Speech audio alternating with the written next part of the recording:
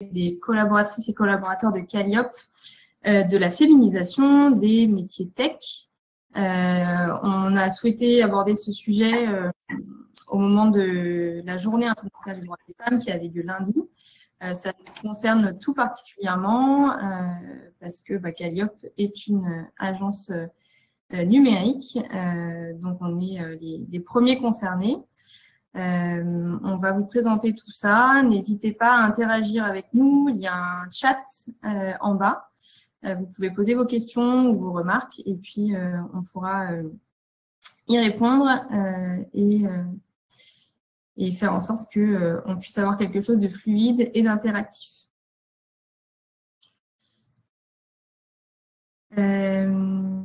Sur le sommaire rapidement, on va commencer par présenter très rapidement Calliope. On va vous faire une petite mise en contexte. On aura aussi les témoignages de nos collaboratrices, notamment leur parcours pour arriver sur les postes sur lesquels ils sont aujourd'hui. On verra aussi d'un point de vue très pratique comment ça se passe au quotidien, dans les équipes, dans l'entreprise, avec les clients, etc. Et en dernier point, on verra comment on a tous un rôle à jouer et notamment on aura le point de vue dans l'entreprise et chez Calliope en particulier, mais vraiment quelque chose de global, quelles sont les actions mises en place pour essayer d'accentuer la tendance. Je vais laisser Marine présenter. Merci Louise, bonjour à tous. Alors très rapidement, avant de rentrer dans le vif du sujet, on va vous présenter Calliope. Donc, next. Donc Calliope, c'est une agence digitale. Donc on existe depuis 2002, donc depuis un peu plus de 18 ans maintenant. Notre rôle à nous, c'est d'accompagner nos clients dans leur transformation digitale. Donc, ça va passer par la conception d'applications web, d'applications mobiles, par des plateformes e-commerce ou encore à travers l'IoT. Donc, globalement, proposer à nos clients des applications digitales pour accélérer leur business. Next. Donc, on a en interne aujourd'hui des équipes pluridisciplinaires qui interviennent sur différents domaines à travers le conseil, l'expérience, la technologie, la data, à travers des problématiques e-commerce, cloud, IoT, mobilité et expérience. Next. Donc, Calliope aujourd'hui, c'est un groupe international de plus de 200 collaborateurs et collaboratrices. Donc, on est présent en France, le siège est à Montpellier, on est aussi présent à Paris, au Canada, à Montréal, en Pologne et à Londres. Next. On va vous faire une petite introduction et mise en contexte. Vous ne connaissez peut-être pas leur nom, mais les femmes ont eu un rôle très important dans l'essor de l'informatique et des nouvelles technologies. Il y a beaucoup de noms, je vous en citerai que 4. La première, c'est Ada Lovelace, qui a été une pionnière de l'informatique au XIXe siècle. Elle a participé au développement de la machine analytique, qui a été conçue pour résoudre des problèmes mathématiques, et cette machine est considérée souvent comme le premier ordinateur. Il y a aussi Hedy Lamarr, qui a contribué à l'invention de la technique d'étalement de spectre par saut de fréquence. C'est la technologie qui est précurseur du Bluetooth et du Wi-Fi qu'on utilise tous quotidiennement. Et l'ironie de l'histoire, c'est qu'on l'a surtout retenue comme une actrice hollywoodienne, qu'elle était aussi. Mais la partie technique a été complètement occultée. On a aussi la crypto-analyse Johan Clark, qui a permis avec Alan Turing, que vous connaissez peut-être, aux Alliés de déchiffrer les messages codés de la machine allemande Enigma. C'était pendant la Seconde Guerre mondiale. Et plus proche de nous, vous connaissez peut-être en revanche Marissa Mayer, qui a été la première femme ingénieure chez Google il y a de ça quelques années, et qui a fini par être vice-présidente responsable des services de cartographie et de géolocalisation chez Google jusqu'en 2017. Donc, il y avait quand même un petit rôle chez Google. On constate aujourd'hui souvent qu'on connaît plus les noms masculins de Mark Zuckerberg, Larry Page de Google ou encore Tim Cook ou Steve Jobs. mais on connaît beaucoup moins leurs pendants féminins qui ont des rôles tout aussi importants. Donc, je vous ai cité Marissa Meyer, mais il y a aussi Suzanne Wojcicki, je ne sais pas si je le prononce bien, je pense que non, qui a été notamment à l'origine du programme AdSense chez Google. Et il y a aussi Sheryl Sandberg qui est passée chez Google et qui est maintenant la directrice des opérations chez Facebook et qui est la seule femme au conseil d'administration de Facebook. Donc ça, c'était un peu pour la partie historique. Quand on revient plus proche de chez nous, on a une étude de Syntec numérique de 2018 qui note qu'il n'y a que 34% de femmes dans le secteur numérique. Donc voilà, on voit que là, les chiffres parlent clairement. On va essayer de comprendre en fait pourquoi il y a si peu de femmes dans ce secteur. Quels sont les facteurs d'influence par les témoignages de nos collaborateurs et surtout collaboratrices, et quels sont les freins à lever côté entreprise et côté formation aussi, pour enfin arriver à une certaine parité dans ce secteur-là, qui est quand même, voilà, il y a quand même un peu de boulot, on va dire, et on va essayer de voir comment on peut aussi agir à notre échelle. Donc, on aura pour ça des speakers qui ont des parcours pro assez différents, donc ils vont nous les présenter. Et nous parler notamment pour les femmes comment elles sont arrivées jusqu'au métier qu'elles font aujourd'hui chez Calliope. On parlera aussi du quotidien, qu'est-ce que être une femme dans une équipe de dev aujourd'hui, majoritairement masculine. Et puis on aura aussi, super important, les regards de deux de nos collaborateurs, donc Michael et Rudolf, qui ont aussi un œil très vif sur ces questions-là, donc on les remercie. On verra aussi qu'il y a de nombreuses actions qui sont portées par les entreprises, notamment Calliope, mais pas que. Et on sait bien, évidemment, que c'est un sujet beaucoup plus global, qui est un sujet de société, d'éducation, etc. Donc là, on va vraiment le vécu. Donc, on n'est pas du tout, voilà, c'est pas exhaustif. On sait bien que les expériences sont différentes selon les vécus et les entreprises dans lesquelles on travaille. Donc voilà, vous nous excuserez si on ne parle pas de ce que vous avez vécu, mais voilà, c'était vraiment des témoignages personnels.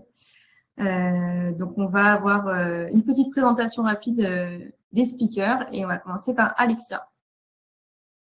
Bonjour à tous, moi c'est Alexia, je suis développeur front-end chez Calliope depuis 1 an et demi et je suis dans le contexte de la tech depuis environ 4 ans. Voilà pour moi. Laure.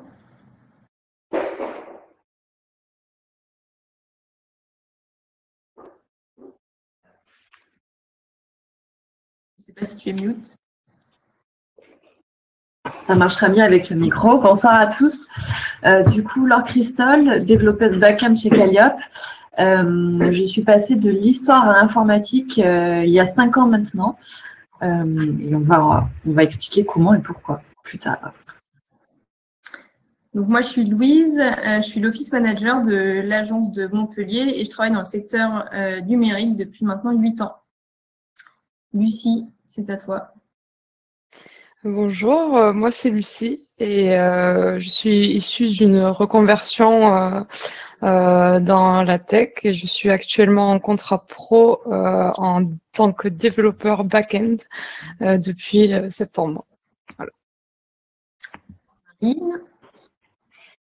Bonjour, donc moi c'est Marine, je suis chargée de mission RH chez Calliope depuis bientôt 3 ans maintenant. Michael. Et bonjour tout le monde, moi c'est Michael Di Curzio, du coup développeur back-end et front-end à Calliope depuis 4 ans maintenant. Voilà. Et Rudolf. Oui, bonsoir à tous, Rudolf, je suis développeur j'étais développeur chez Calliope et maintenant chef de projet chez Calliope depuis un peu plus de 10 ans et je suis dans la tech depuis 15 ans. Super. Des parcours différents et ils sont tous dev ou chef de projet pour Rudolf. Donc, on va parler des témoignages. Enfin, on va avoir des témoignages et la question, ça va être de savoir si il y a une tendance qui se fait petit à petit. Donc là, on avait plutôt d'abord le témoignage de Lucie. Si tu veux te présenter et parler de ton parcours. Bon, alors du coup, je reviens d'une reconversion plutôt littéraire. Je me suis dirigée vers la tech parce que c'est pour moi un métier d'avenir et il y a beaucoup de points qui me plaisent dans ce métier-là. Actuellement, je suis à l'école EPSI à Montpellier et la question, je crois que c'était est-ce que durant mon parcours, est-ce que j'ai été dirigée vers plutôt des secteurs tech? Et la réponse est non, pas trop. Alors, c'est plus de bouche à oreille que j'ai découvert la possibilité de faire des formations de reconversion, mais c'est jamais venu trop à moi. Et du coup, tu dirais que dès le lycée, enfin, quand tu étais au lycée, on n'a pas du tout mis en avant les formations techniques, c'est ça? Non, pas du tout. J'avais pas spécialement de mauvaises notes dans les matières scientifiques, mais on m'a de suite redirigé vers le littéraire, ce qui me fait en soi plaisir. Ça me fait toujours de l'expérience dedans, mais c'est vrai que tout ce qui était technologique et tout, on me l'avait pas proposé. C'était pas du tout dans la discussion, quoi. Et comment, du coup, tu as eu l'idée de te reconvertir là-dedans? À la base, c'est parce que je suis attirée beaucoup par les jeux vidéo et je voulais à la base être dans ce secteur-là. Et en me penchant un peu plus, j'ai découvert la filière digitale et web, et ce qui m'a beaucoup plu, et le parcours étant plus intéressant pour moi. J'ai commencé avec Simplon. J'ai fait 1 an avec Simplon, puis j'ai fait 1 an avec une autre école pour passer des certifications équivalent BTS. Et ensuite, j'ai atterri chez FC. Mais c'est vraiment que par bouche à oreille, quelqu'un qui m'en parle, aller fouiller moi-même sur les sites, savoir vraiment le métier, qu'est-ce qu'il recouvre. C'est vraiment un travail de recherche de ma part, même auprès des certaines organisations comme Pôle emploi ou autres. Même si j'avais évoqué le sujet, j'ai jamais été redirigée clairement vers les formations. Il a fallu que ce soit moi qui pousse un peu la recherche. Ok. Et aujourd'hui, à l'EPSI, il y a combien de femmes dans ta promo? Alors, dans ma classe, on est 2 filles sur 25 élèves. Et dans toutes les promos DevOps, qui doivent représenter, je sais pas, une centaine d'élèves, je pense qu'on est 4 ou 5 filles. Voilà. Donc, et j'ai pas parlé des réseaux, je pense qu'ils n'ont pas de filles. Mais voilà, on n'est pas beaucoup, mais par chance, je m'entends super bien avec la seule fille qui est dans ma classe, donc c'est cool aussi. Et est-ce que dans les encadrants, il y a plus de femmes? Est-ce que la féminisation, c'est un sujet? Est-ce qu'ils en parlent ou pas du tout? C'est pas du tout un sujet pour eux? Alors, c'est pas du tout, enfin, je le ressens comme ça, c'est pas du tout un sujet pour eux, c'est pas du tout un frein pour eux. Et au niveau des formateurs, tout ça, il y a 0 femme. Je n'ai pas eu depuis le début de l'année une femme. Pourtant, on a plusieurs formateurs, hein, et les seules femmes avec qui on parle, ben, ça va être de suite dans des secteurs plutôt RH, mais jamais tech. Alors bon, l'année n'est pas finie. Il y a des matières que je n'ai pas encore fait, mais bon, au vu de l'emploi du temps, je pense que c'est peine perdue. Voilà. On va pas désespérer. On Merci verra Lucie. De rien. Ouais, on verra bien, on espère. Alexia, est-ce que tu veux prendre la parole? Oui, oui. Du coup, pour ma part, je suis passée par un DUT dans les métiers du multimédia, puis 3 ans en école privée sur les métiers du numérique, avec 2 ans d'alternance. En fait, ce qui va intéresser là maintenant, ce dont je vais vous parler, c'est plutôt la partie du lycée. Un truc qui m'a particulièrement frappée, dont je voulais vous parler aujourd'hui, c'est à quel point les métiers de l'informatique étaient assez peu encouragés dans le lycée où j'étais, la section où j'étais. Alors, j'ai passé mon bac en 2014, donc il y a presque 7 ans. Je pense que les choses ont changé depuis, je l'espère en tout cas. À ce moment-là, on mettait pas du tout en valeur les métiers du numérique, c'était complètement passé sous silence. En fait, ce sont des amis que j'avais rencontrés sur Internet qui m'avaient orienté vers les métiers du numérique, des initiatives perso que j'ai prises, aller à des meet-ups notamment.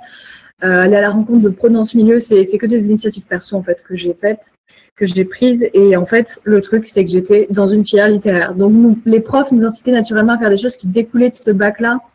Et avec le discours qu'on nous tenait à l'époque, j'étais persuadée que ce que je faisais à cet instant T allait déterminer absolument le reste de ma vie, ce qui n'était pas du tout le cas finalement. Mais j'étais un peu terrorisée à l'idée de rater ma sélection vers les filières supérieures. Depuis le collège, on m'incitait aussi à m'orienter vers l'agrégation parce que je manifestais en fait beaucoup d'enthousiasme envers la matière qui était l'anglais. Mes profs me disaient même que c'était du gâchis que je m'oriente vers le web alors que j'avais de si bons résultats dans des matières que peut-être ils jugeaient plus nobles alors que c'était pas forcément le cas. Et l'arrivée dans le supérieur a été pour moi un vrai soulagement parce que, à part quelques manques mineurs que j'avais sur les maths, le traitement du signal, des choses comme ça en DUT, j'avais un niveau qui était suffisant pour suivre la totalité des matières et surtout personne ne tenait rigueur du fait que j'avais obtenu un bac L, contrairement à ce qui se passait au lycée où on nous faisait souvent remarquer qu'on allait dans une filière où ça allait mener vers rien. Ça, je l'ai beaucoup vécu. Et en fait, quelques années plus tard, en revenant dessus, ces peurs me paraissent presque risibles. Et je pense aussi que les barrières, on se les met facilement soi-même, confronté aux avis des autres. C'est compliqué, je pense aussi en étant ado, d'aller au-delà de ce qu'on nous propose, de savoir très précisément ce qu'on veut faire à cet âge-là, parce qu'on a d'autres préoccupations, surtout en ce moment, je pense. Et je pense aussi que l'informatique devrait être globalement plus intégrée dans les process à l'école, au lycée, même au collège. Je pense que ça commence à être un peu le cas, que ce soit plus mis en valeur et inciter les jeunes à participer à plus d'événements et s'intégrer à des communautés rapidement, très jeunes. Voilà pour moi.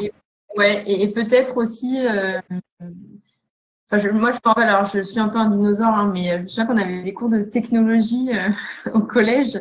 Je sais pas du tout comment ça se passe maintenant, mais je me dis, plus ces matières-là sont mises en avant et sont proposées aux élèves, en fait, plus ça montrera aussi que c'est une filière qui est dynamique, qui recrute, etc. Je sais pas du tout si de ton temps, entre guillemets, c'est un peu mal dit, mais c'était peut-être un peu mieux mis en avant ou tu l'as pas senti comme ça? J'en ai pas trop le souvenir. Je me souviens qu'effectivement, on avait des cours de techno au collège, mais c'était plus... j'ai eu de la chance, moi, d'avoir des cours de techno orientés très professionnels, mais pas particulièrement dans un domaine spécifique, mais c'est vrai, on faisait beaucoup de la construction, des trucs comme ça, donc j'ai de bons niveaux en électronique. À cet âge-là, je savais déjà à peu près me débrouiller en électronique, mais à part ça, pas tant que ça, finalement. Ça manquait beaucoup d'orientation, en fait. Ouais. Et c'était plus les matières littéraires nobles versus la tech invisible, quoi. Pour le lycée, en tout cas, oui, mais je pense qu'il y avait un biais, c'est que j'étais dans une section littéraire. Je pense que les collègues que j'avais qui étaient en S, c'était pas le discours qu'on leur tenait. Mais j'espère en tout cas que les sections maintenant sont un petit peu plus vastes et on oriente même des élèves qui sont pas censés aller dans des matières scientifiques, qu'on essaie de les ouvrir un petit peu plus à autre chose, ça serait bien parce qu'on peut peut-être rater des vocations dans certains cas. Moi, j'ai eu la chance de savoir trop vite ce que je voulais faire, mais je pense que c'est pas le cas de tout le monde. Ouais, c'est sûr. Ok, merci Alexia. Avec plaisir. Laure, est-ce que tu veux prendre la parole? Oui, pour rebondir un petit peu sur ce que disait Alexia, moi j'ai suivi la voie de la noblesse avec beaucoup de guillemets, puisque je suis partie à fond dans l'histoire, j'ai fait 5 ans d'études en histoire, j'ai passé le CAPES, j'ai été prof, donc la jolie voie royale, pour finalement à 26 ans me dire qu'il fallait que je change de métier et que qu'est-ce que j'aimais faire d'autre que l'histoire. J'étais geek, pas que sur les bords. Du coup, je suis partie sur l'idée de me reconvertir en informatique et pour avoir usé les bancs de la fac. Je suis restée côté fac et je suis partie faire une année spéciale à l'IUT de Montpellier. Du coup, c'était à la fois par goût et parce que j'avais plein d'amis qui travaillaient dans ce secteur-là et que je voyais bien que ça embauchait aussi à tour de bras. Donc, quand on choisit de se reconvertir, même si j'étais pas dans un grand âge non plus, hein, on sait qu'on sacrifie quand même un an de sa vie, donc on le fait en essayant de cadrer le plus possible sur le fait qu'on aura un emploi à la sortie. C'était un peu ça l'idée. Et tu es aussi formatrice, il me semble. Oui, puisque du coup j'ai eu la chance de pouvoir retourner à l'IUT cette année, mais côté enseignant. Et j'ai aussi été formatrice l'année dernière dans une autre école. Et c'est vrai que je me suis retrouvée dans la place où, à l'IUT, quand je me suis reconvertie, on était aussi très peu de femmes dans la promo. Et je me suis retrouvée en fait à essayer de recruter des femmes pour monter une promo l'année dernière. C'est compliqué. C'est compliqué parce qu'en fait, les barrières, elles sont quand même très souvent dans la tête des femmes avant tout. Avant d'avoir... Alors, il y a bien sûr les barrières sociales et d'orientation de Pôle emploi, etc.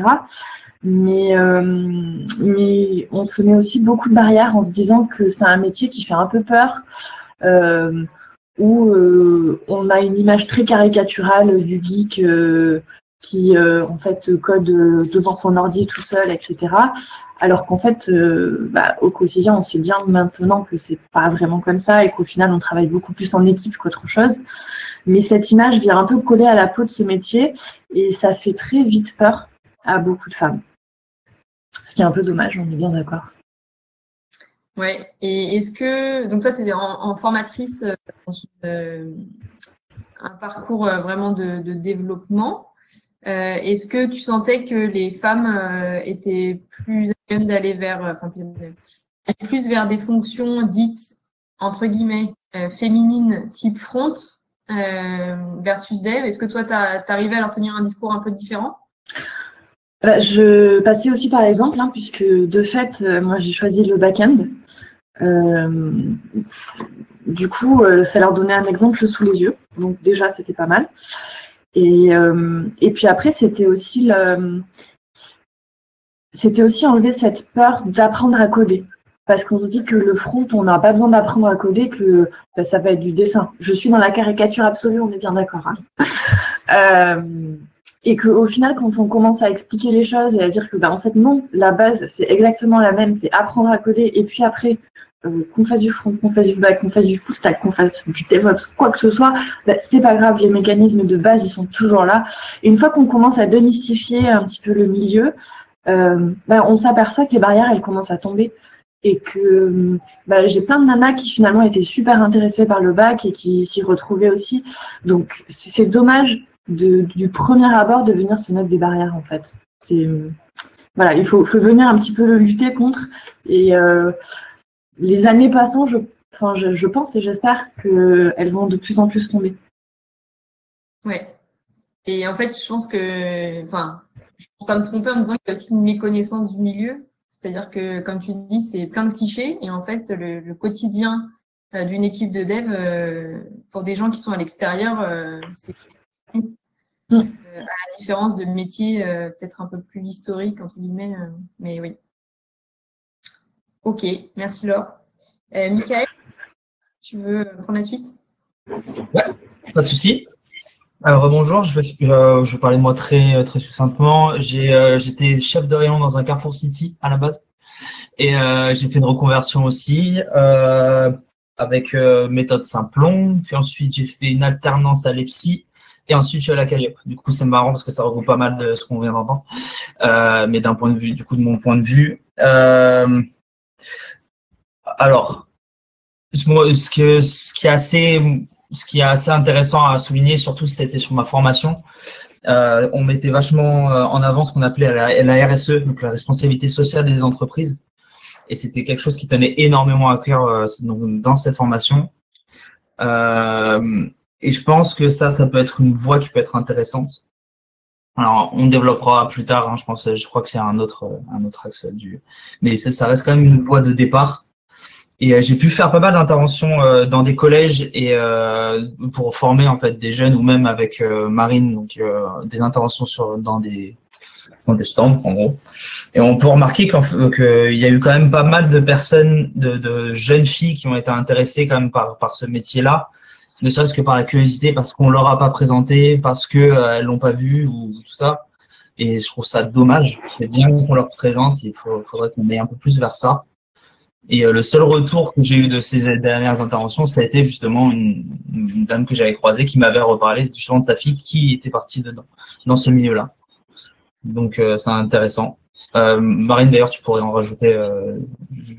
Peut-être tu étais avec moi. Oui, complètement. On avait pu faire cette intervention ensemble et c'est vrai que c'était intéressant de faire découvrir justement les métiers du numérique à ces jeunes filles, ces collégiennes, ces lycéennes. Donc, comme quoi, il faut vraiment présenter dès le plus jeune âge cette voie et cette possibilité. Et effectivement, c'était une découverte pour elles et on voit que ça a porté ses fruits, donc c'est top. Ouais. Et du coup, Mickaël, pour revenir sur ton parcours, je pense qu'on peut définitivement dire qu'il n'y a pas de parcours type pour devenir développeur ou développeuse. Non, aucun. Il n'y a pas de parcours type. J'en suis la preuve, mais Laure en est la preuve. Enfin, tout le monde en est la preuve, en fait. J'ai l'impression, c'est qu'il n'y a pas de voie. Genre, il faut faire absolument un IUT ou quoi que ce soit. C'est pas aussi simple que ça. Il y a beaucoup d'alternatives et d'options. Nous, il y avait dans ma formation UP2 pour pas la citer, il y avait 5 filles qui étaient avec nous, ce qui était bien parce que ça ramenait pas mal de diversité sur 20. Donc ça faisait déjà un quart, ce qui était pas mal. C'était un beau petit, ça veut avoir un beau petit chiffre. Et du coup, pareil, même niveau d'apprentissage, apprentissage au front, apprentissage au back-end, et possibilité après de rentrer dans le poste qu'on voulait, en fonction de nos compétences. Donc, il n'y a pas eu de différence de traitement là-dessus. Donc, c'était super intéressant. Et comparé après au cursus plus classique que j'ai eu, donc qui a été les psy, où malheureusement, par contre, on n'avait qu'une seule fille dans la classe. Ce qui était dommage. Donc, est-ce que peut-être qu'on a aussi l'impression que dans les filières axées, en tout cas orientées vers des personnes en reconversion professionnelle, on a finalement plus de femmes que dans les filières classiques? Ouais, j'ai un peu cette impression-là. Pour essayer de l'expliquer, j'irais plus vers du... je m'appuierais sur ce qu'a dit Laure. C'est-à-dire le fait quand on a reconversion en général, parce qu'on a déjà eu souvent d'autres expériences, et du coup on cherche quelque chose qui va être plus pérenne, on va dire sur le long terme, et du coup on s'arrête pas ce que nos collègues vont faire quand on est par exemple au collège ou au lycée, ou ce que notre entourage fait forcément uniquement, mais plus d'autres expériences. Je pense que c'est pour ça peut-être qu'il y a plus de femmes du coup dans les reconversions actuellement. Parce qu'elles sont justement elles sont plus libres, en fait, elles ont plus d'exemples aussi que ce soit d'hommes comme de femmes qui font ça, j'imagine. Après, voilà, voilà mon cours, et puis c'est bon, j'ai fini. Merci, Mickaël. Pas de souci. Rudolf, tu prends la suite? Mickaël a trouvé finalement une transition qui est complètement adaptée à ce que je vais dire, puisque moi je viens d'une filière un peu plus classique et finalement ce qui est étonnant, c'est que sur tous les speakers qu'on a ce soir, je suis le seul à avoir un parcours classique. Donc bac S, ensuite je suis allé en école d'ingénieur sur une formation sur 5 ans en informatique. Effectivement, Mickaël, comme tu soupçonnais, on va dire, dans la filière classique, des femmes, et il y en a très très peu. Dans chacune de mes promos, donc dans les 5 promos dans lesquelles j'ai été, et qui n'étaient pas basées aux mêmes endroits, donc on peut pas dire que j'ai suivi la même promotion sur les 5 années. J'ai eu 2 promotions différentes, on va dire. il n'y avait pas plus de femmes dans ma promo, sachant que chacune de ces promos était composée entre 40 et 50 personnes au total. Donc, vous voyez, ça fait vraiment bilan famélique, quoi. Après, c'était il y a 15 ans. Les choses ont peut-être évolué depuis, mais en tout cas, à l'époque, on ne voyait pas beaucoup la gente féminine fréquenter les bancs des écoles d'études supérieures. Et non seulement du côté des étudiantes, mais aussi du côté des formatrices. Vu que finalement, sur tous les formateurs que j'ai eus sur les 5 années d'études, on a dû avoir une poignée de femmes intervenantes. De mémoire, il y a dû en avoir 3. Sur les 3, on avait deux personnes qui enseignaient l'anglais et la 3e qui nous a enseigné un semestre d'intelligence artificielle. Donc, et c'est tout. Tous les autres intervenants étaient des hommes. Voilà, donc pour la présence féminine, en tout cas dans les cursus, on va dire, plus classiques, en effet, je ne sais pas si la tendance est vérifiée après, mais il semblerait que les femmes sont plus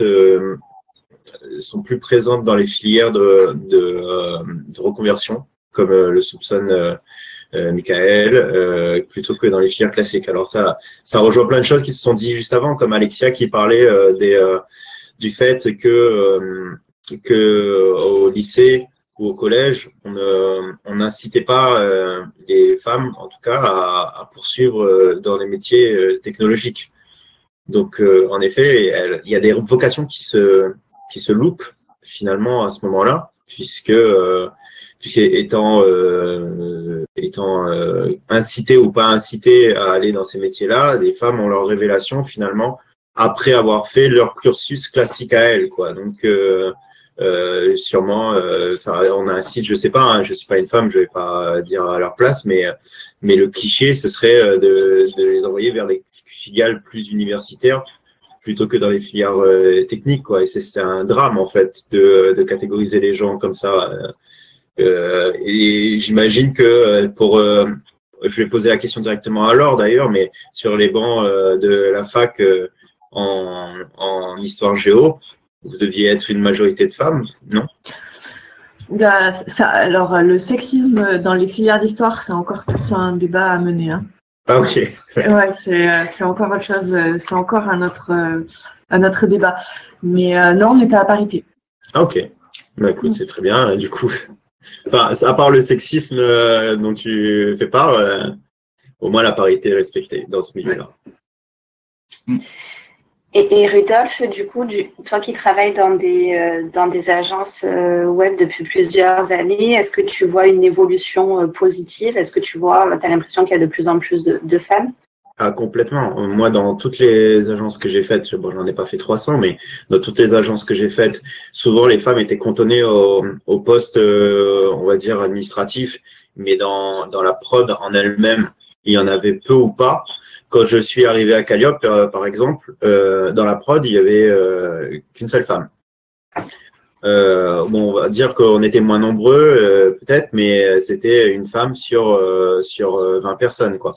Et au fait, au fil des années, il y a eu de plus en plus quand même de femmes qui sont arrivées, qui sont arrivées à des postes à responsabilité aussi. Donc il y a vraiment, enfin, de mon sens, il y a un changement, mais le changement, il se fait vraiment très, très lentement. En fait, il n'y a rien qui, à mon sens, justifie ça, finalement. À part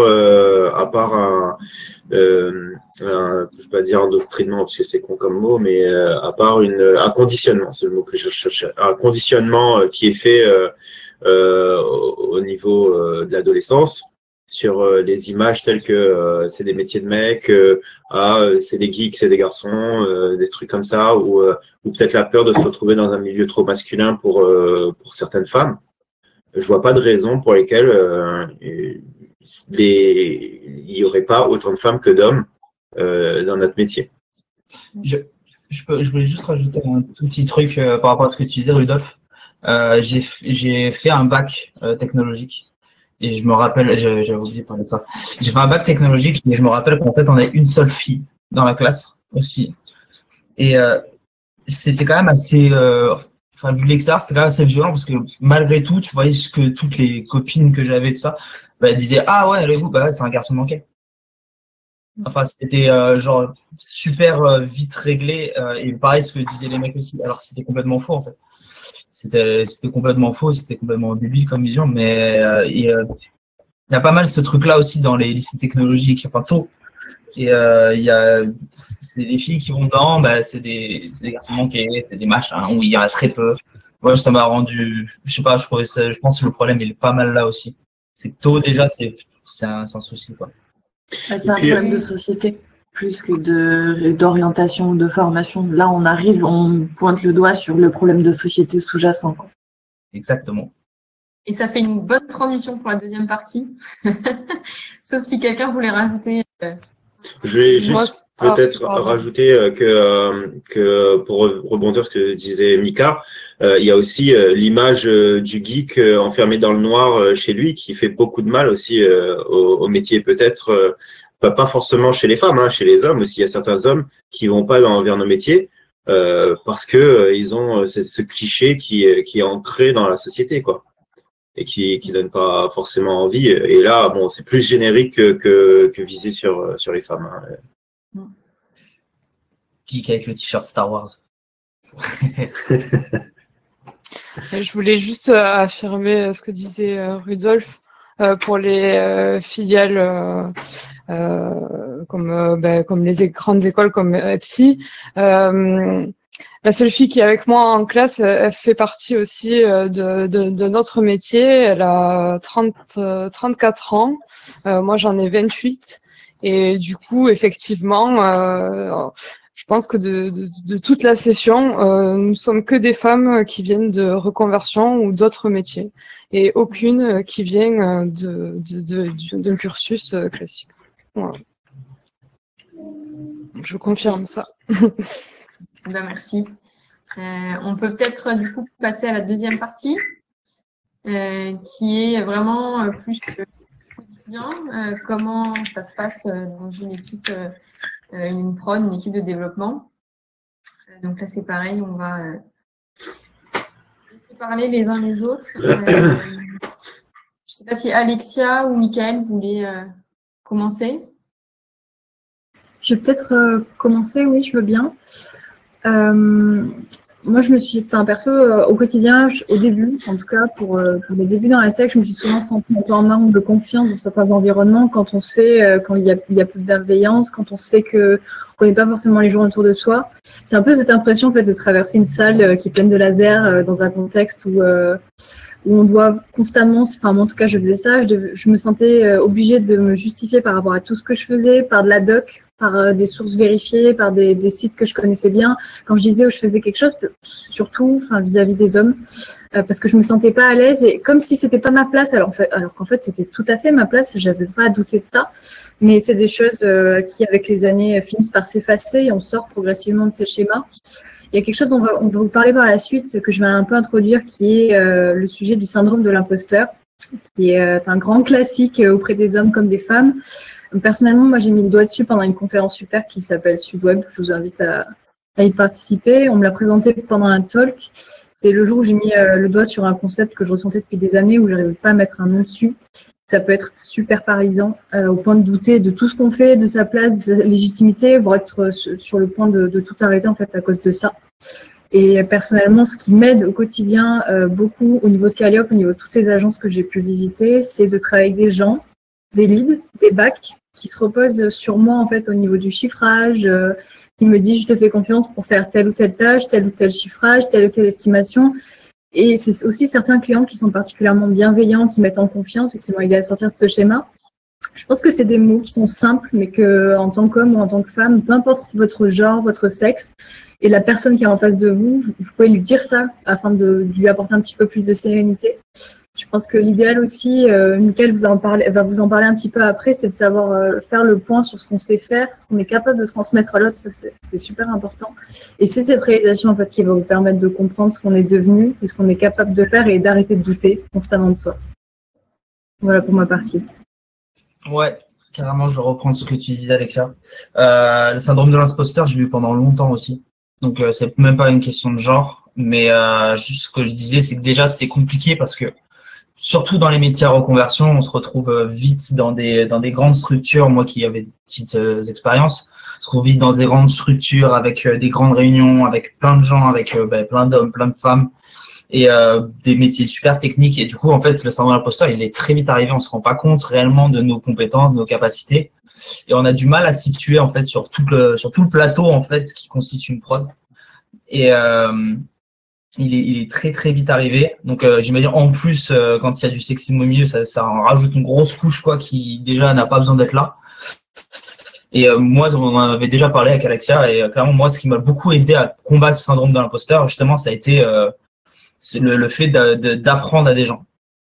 Le fait d'avoir ces échanges, d'apprendre, d'expliquer à des gens, de se rendre compte en fait de son évolution plus qu'en tant que professionnel et autre qu'un individu. Mais je pense que c'est vraiment la meilleure chose pour en sortir de ça. C'était un peu ce qui était montré dans là où ce que j'avais fait tout, une des devises, c'était learning by doing, learning by teaching. Donc c'est exactement ça au final. On apprend tout en apprenant aux autres et ça permet de combattre ce syndrome-là. Donc clairement, je te rejoins à fond là-dessus avec ça. Moi, je peux qu'appuyer dessus avec des exemples concrets où on se retrouve en réunion face à un client qui, de prime abord, quand on rentre dans la réunion, sans qu'on se présente, va nous dire t'es la nouvelle front ou t'es la RH ou t'es le chef. Enfin, tu peux pas être développeuse en fait.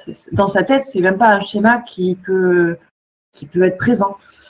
En fait, c'est des petites choses. Au début, on en rigole, mais quand c'est la 15e fois, ça agace. Ça agace beaucoup. Qu'à chaque fois, on doit presque se justifier du fait de dire non, en fait, je suis la dev back. Bonjour. Et voilà, c'est des petits schémas comme ça qui viennent un peu ronger au fil de l'eau, au fil du temps, au fil de la répétition.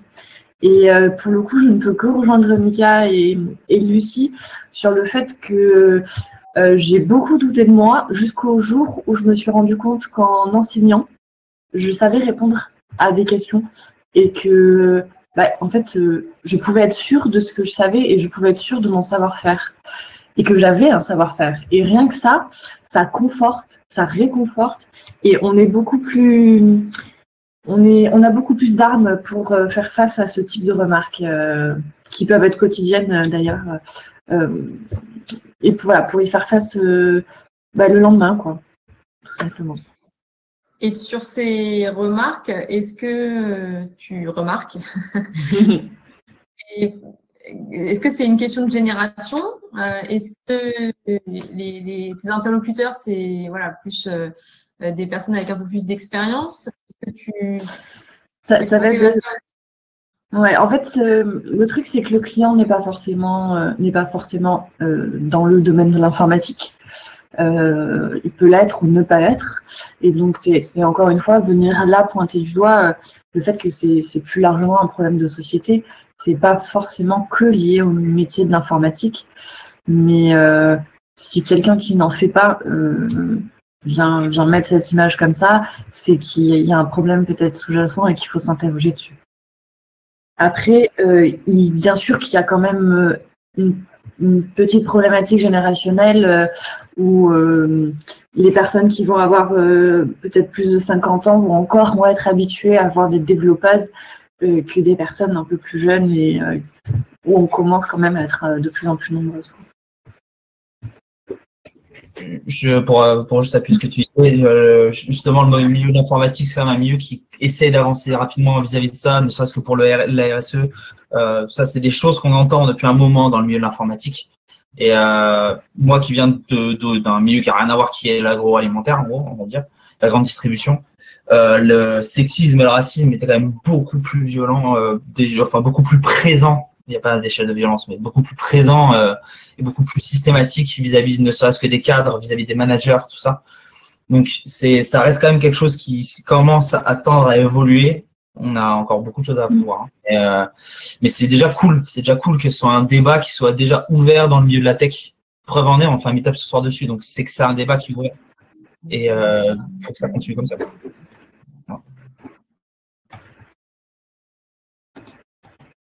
Je crois que vous vouliez aussi évoquer le sujet du sexisme ordinaire, qui n'est pas propre à la tech, disons-le, mais qui peut être aussi un sujet. Bah, tout simplement, alors il y a à la fois son quotidien de développeuse avec voilà, des remarques qui peuvent être aussi déplacées de la part de clients, de collègues.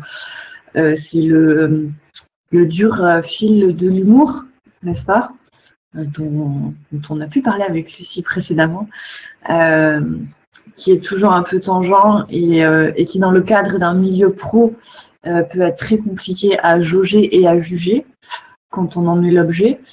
Mais plus systématiquement, ça va être la question toujours fort sympathique lors de l'entretien de recrutement. Mais du coup, les enfants, vous y pensez? Vous en avez? Ça se passe comment? Voilà. Une question qui m'est toujours infiniment mal à l'aise, qui est quand même illégale.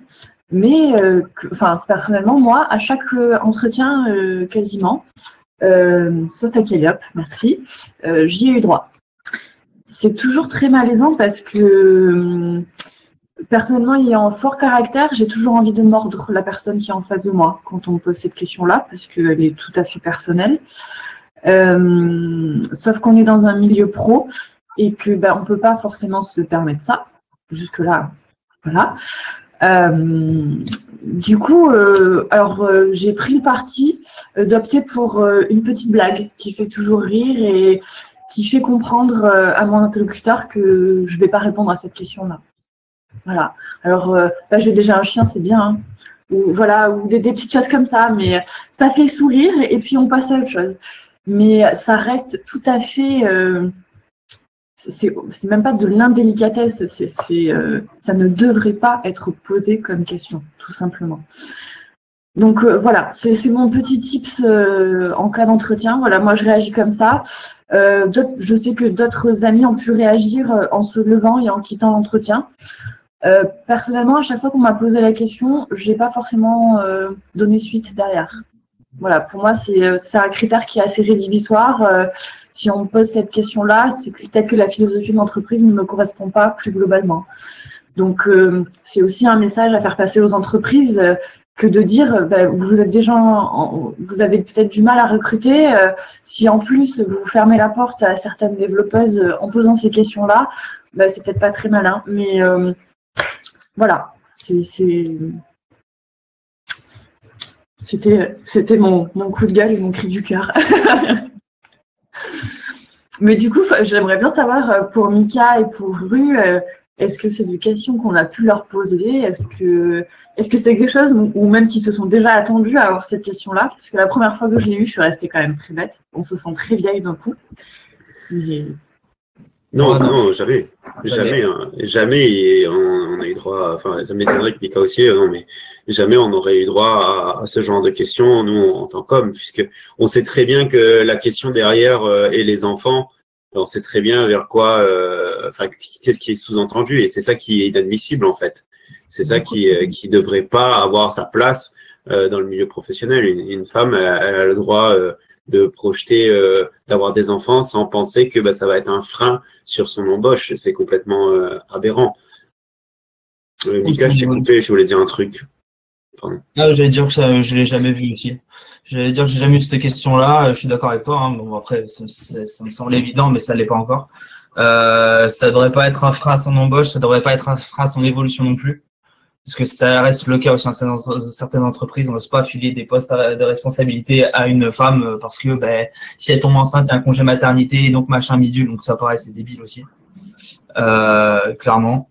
Donc non, moi on m'a jamais posé cette question-là, hein, clairement dans comme. Et on n'a pas non plus parlé de l'importance du management, d'avoir des managers qui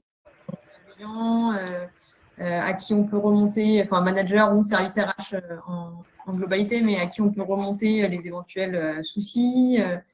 Ça, je ne sais pas si c'est quelque chose que vous avez déjà expérimenté, soit chez Calliope ou ailleurs d'ailleurs. Chez Calliope, moi, j'ai jamais expérimenté, mais j'ai eu des anecdotes, par exemple, de choses de collaborateurs dans une entreprise, je citerai pas l'entreprise non plus, qui avait eu des comportements un peu déplacés, mais pas dans le geste, mais vraiment dans les allusions, dans de la drague lourde, dans des remarques un peu lourdes du genre ah tiens t'es jolie en jupe aujourd'hui, tu devrais plus t'habiller comme ça, et où les femmes qui ont été visées par ces remarques ont eu la bonne démarche, c'est-à-dire qu'elles en ont fait part aux ressources humaines, qui ont descendu l'information au manager de la personne concernée, et le manager a fait son travail dans ce cas-là. Il est allé voir la personne concernée en disant ça n'a pas sa place ici, la prochaine fois que j'entends quelque chose comme ça, tu te prends un blâme, et la fois d'après, tu vas chercher un boulot ailleurs. C'est voilà, et en fait, ça amène plein de questions. C'est déjà que les femmes que c'est important en fait pour les femmes de se sentir en sécurité dans une entreprise, et de savoir que si elles vont aller remonter des informations, qu'elles seront soutenues, et qu'on va pas leur dire oh ça va, pète un coup, c'est de l'humour, ou c'est pas grave. Et l'autre versant de ça, on en a parlé récemment avec Laure, c'est en tant qu'homme, quand on est témoin de ce genre de choses, qu'est-ce qu'on fait en fait? Et j'expliquais donc alors que en tant que qu'homme, je sais pas jusqu'où je peux agir sans passer pour vas-y, je suis le chevalier servant qui vient défendre la pauvre demoiselle en détresse, quoi, ce qui est complètement aussi absurde, quoi. Donc l'équilibre est un peu compliqué à trouver en tant que mec, et enfin sans parler que du milieu professionnel, on est tous tout homme confondu, on a tous été témoins à un moment donné d'une remarque déplacée de notre homme, et même si ça nous plaisait pas, on n'a pas forcément eu le courage à ce moment-là de dire bah non, t'as pas à dire ça, surtout s'il y a un rapport de force entre vous et l'autre homme concerné. Et si dans le cadre professionnel, si c'est votre chef, si c'est le chef de votre chef, comment réagir finalement? Qu'est-ce qu'on fait dans ces cas-là? C'est une vraie question que je pose, tu vois, et à laquelle j'ai pas de réponse malheureusement. Bah, je pense qu'on parler avec la personne qui vient de subir ça. De mon point de vue, en parler à la personne et dire mais en fait c'est pas normal, on va voir les RH, quoi. Je pense. Ouais. Oui, on devrait tous faire ça, mais on le fait pas. Moi, j'ai jamais entendu quelqu'un dire en réunion après une remarque. Je vais pas parler de remarques vraiment dégueulasses, mais une remarque qui est limite. J'ai jamais entendu quelqu'un dire bah non, ça n'a pas sa place dans cette réunion. Merci de plus faire ça, quoi. C'est dommage. Vos témoignages, ils sont hyper intéressants parce que ça questionne vraiment sur le rôle de l'entreprise en fait et de ses responsabilités. Parce que en tant qu'entreprise, nous, on se doit, enfin en tout cas en tant qu'employeur, on se doit d'assurer la santé et la sécurité de nos collaborateurs. Donc, ce qui veut dire aussi faire en sorte que toutes les personnes qui y travaillent se sentent bien, les femmes comme les hommes. Donc, ça passe aussi par assurer des conditions de travail favorables au quotidien. Et ça, c'est une réelle obligation. Donc, l'entreprise se doit de mettre en place des actions pour que ce soit vraiment le cas. Et puis pour revenir aussi au sujet de l'égalité professionnelle, c'est une obligation aussi de l'entreprise déjà d'établir un index chaque année, de faire une analyse assez fine sur les éléments type les écarts de rémunération, les écarts d'augmentation, de promotion, les augmentations au retour de congé maternité, d'analyser aussi la part de femmes et d'hommes dans les plus hautes rémunérations de l'entreprise. Donc il y a vraiment des analyses fines à mener pour réduire en fait les écarts qui peuvent exister malheureusement. Et ce qui est important aussi, je pense, du côté de l'entreprise, c'est que on est tous responsables et on a tous un rôle à jouer, que ce soit les salariés, les représentants du personnel, les managers, la direction et le service RH. Donc, pour moi, on est vraiment dans une démarche collective. Et si on peut partager peut-être des actions ou des bonnes pratiques, je pense qu'on peut, comme le disait Mickaël tout à l'heure, on peut intervenir sur différents leviers, notamment celui de l'éducation. On peut, par exemple, aller faire des présentations dans des écoles, auprès de collégiens, lycéens, pour présenter nos métiers, pour ouvrir la voie vers le numérique, comme on le disait tout à l'heure. Ça peut aussi être des actions autour du recrutement, surtout dans les entreprises tech où pour le coup on recrute énormément. Donc ça peut être des actions assez simples, hein, mais par exemple féminiser les offres d'emploi, c'est pas toujours le cas. Et pourtant c'est hyper important. Ça peut aussi mettre en avant dans notre politique de recrutement le fait qu'il n'y a pas de parcours type et il n'y a pas de conditions de diplôme pour rejoindre l'entreprise, ce qui permet aussi d'ouvrir la porte à des personnes qui sont issues de reconversion ou autres pour limiter, pour faciliter aussi l'embauche de femmes. Et puis, je pense qu'il y a aussi des actions à mener sur la gestion des carrières, notamment sur l'accès à la formation, être en mesure d'accorder l'accès à la formation de façon égalitaire entre les hommes et les femmes, au même titre que l'accès au télétravail, par exemple, ou à des entretiens d'évaluation réguliers avec les managers. C'est plein d'éléments, plein de points sur lesquels on peut faire des choses simples et concrètes qui permettent d'encourager la féminisation des métiers du numérique. Et peut-être pour conclure, je pense que c'est important aussi d'encourager, de favoriser l'écoute et la bienveillance en interne pour justement, comme tu disais, Rudolf, tout à l'heure, quand il y a ce genre de situation, être en mesure d'en parler et d'être écouté et d'agir, tout simplement. Voilà ce que je peux dire. C'est très clair. C'est vrai que juste pour ajouter un mot côté Calliope, c'est vrai vous, le service RH, et aussi les collaboratrices et collaborateurs impliqués, il y a pas mal d'actions qui sont faites tout au long de l'année. Je pense notamment à la venue et au pitch auprès de collégiennes et lycéennes.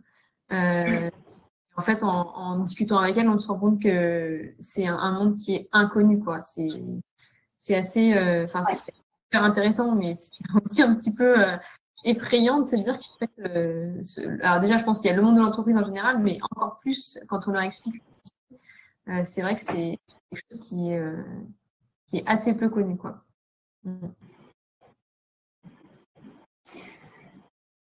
Donc, je ne sais pas si vous aviez encore des choses à ajouter ou s'il y a des questions. J'ai juste un petit truc à rajouter. J'ai eu la chance de faire un cours à des tout petits au Canada sur du dev et peut-être pour comparer avec les collégiens ou les lycéens, les tout petits ils regardent pas leurs voisins, si c'est un garçon, une fille, s'il a des facultés ou pas. Et du coup, j'ai senti vraiment un engouement fort pour la découverte, tout simplement, sans se poser de questions. Et ce serait vraiment bien que ça se démocratise plus, vraiment au plus jeune âge.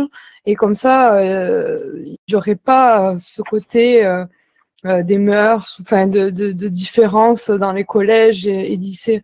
Je pense que dès qu'on apprend au plus tôt les choses, au plus tôt on part sur un pied d'égalité, quoi.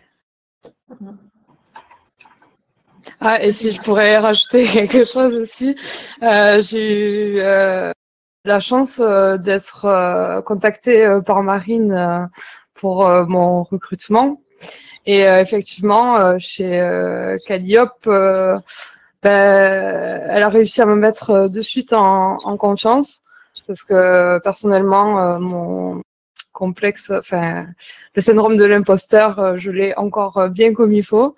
Et du coup, j'avoue que c'est hyper important ce premier contact et de se sentir en confiance au niveau avec les RH et avec tous les collaborateurs pour bien s'intégrer et prendre confiance. Donc, merci Marine. Moi, je voulais juste rajouter un petit truc sur les parcours types aussi, juste avant qu'on stoppe. C'est très important et je tiens à mettre un dernier coup de marteau, c'est que l'intérêt d'avoir des parcours types différents que ça vienne de lycée, de machin, de reconversion, tout ça, et c'est ce que j'ai beaucoup vu, même pour moi. C'est il y a une très grosse importance des soft skills. On parle beaucoup de la technique dans le dev. On parle beaucoup de programmation, de ci, de ça, mais en fait, les soft skills sont tout aussi importantes, voire même des fois sauvent bien plus la vie devant un client. Ça, ben justement, comme disait Laure, arriver à trouver la bonne blague pour répondre pendant l'entretien, c'est des soft skills. C'est arriver à être, c'est avoir de l'expérience pour savoir dire non mais ça je veux pas en fait. Et ça en fait extrêmement partie. Je pense que c'est vraiment à prendre en compte et à expliquer aux gens aussi que justement moi ça m'a énormément aidé en tant que personne qui vient de Carrefour. Ben, j'ai dû gérer des gens, j'ai fait des choses et j'ai dû gérer des situations de conflit avec des clients et tout ça, ça m'aide aujourd'hui en fait dans mon taf. Et c'est aussi important que le reste. Donc je pense qu'on en parle. Faut pas trop avoir peur de mettre ça en avant quoi. T'as raison. Non, je dis pas que les femmes sont meilleures en soft skills. Je parle non, c'est bien vu. Mais non, je parle pas des femmes. Je parle des reconversions. Voilà.